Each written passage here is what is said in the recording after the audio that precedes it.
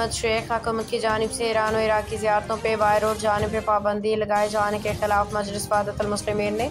मस्जिद अली से एक एहतजाजी रैली फैज़ुल्ला हसन अमजद लगारी मीर अली नवाज तालपुर मीर कासिम तालपुर सज्जाद रोमकी की क़ियादत में निकाली गई और फलेली पुल पर एहतजाजी धरना दिया गया। इस मौके पर रहनुमाओं ने खिताब करते हुए कहा कि हर साल पाकिस्तान से लाखों अफराद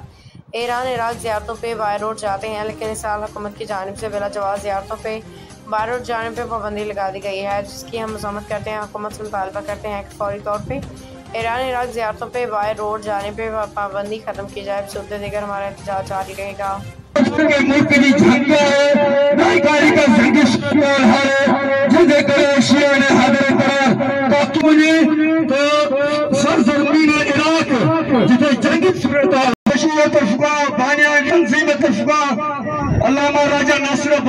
शहर में इमाम हुसैन मुख्तलिफ गोठन मंझा पाकिस्तान हितां खां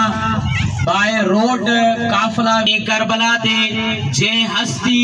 असा इंसान